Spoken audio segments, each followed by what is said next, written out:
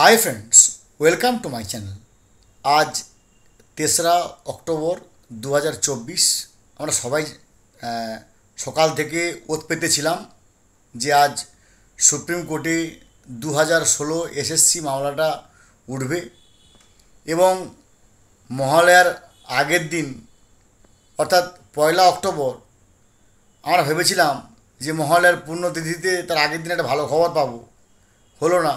তাহলে মহালয়ার পরের দিন পুণ্যতিথিতে একটা ভালো খবর পাবো, কিন্তু নৈব কি বলবো, আমার বলার ভাষা নেই। শুধুমাত্র আপনাদের সঙ্গে আপডেট করার, আপনাদের সঙ্গে খবরে আপডেট থাকার জন্য বাধ্য ভিডিও করা।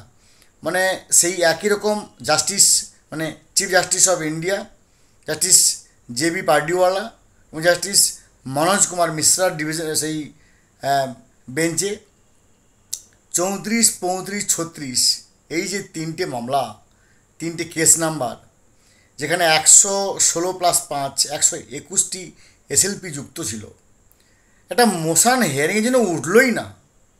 ভাই, আমি একটা জিনিস মানে আমার মাথায় সহজ বাংলায় মাথায় আমার আসছে না যে সুপ্রিম কোর্টে কী হচ্ছে।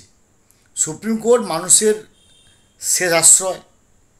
আমাদের এখনও আমার মাথা নত করে দাও হে প্রভু তোমার চরণ তলে, অবশ্যই আমাদের বিশ্বাস আশ্বাস শেষ আমাদের ঠিকানা।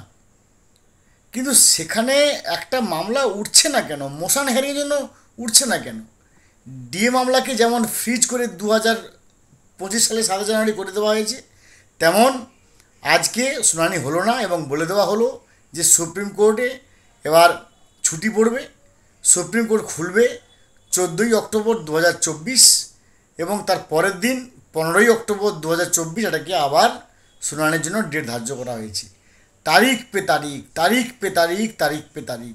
এর পরবর্তী কি হবে আমরা বুঝে উঠতে পারছি না। একটা মামলাকে নিয়ে যেখানে 25,753 জন শিক্ষক শিক্ষিকা গ্রুপ সি গ্রুপ ডির ভাগ্য একটি সুতোর উপর ঝুলছে, সেখানে এইটাকে এত গুরুত্বপূর্ণ মামলার চেয়েও যদি আরও কোনো মামলাকে এমার্জেন্সি গুরুত্বপূর্ণভাবে দেওয়া হয়, তাকে 1 নম্বরে রাখা হয়, সেটা শুনানি করা হয়, তাহলে আমরা বুঝে উঠতে পারছি না তাহলে সে মানে তাহলে কার নাম এমার্জেন্সি বোধ করি। আমি আগে বলছি এই সহজ বাংলার আমি উত্তর পাচ্ছি না। যদি উত্তর পান তাহলে আপনারা অবশ্যই কমেন্টে লিখবেন। ভালো থাকুন, have a good day, thanks.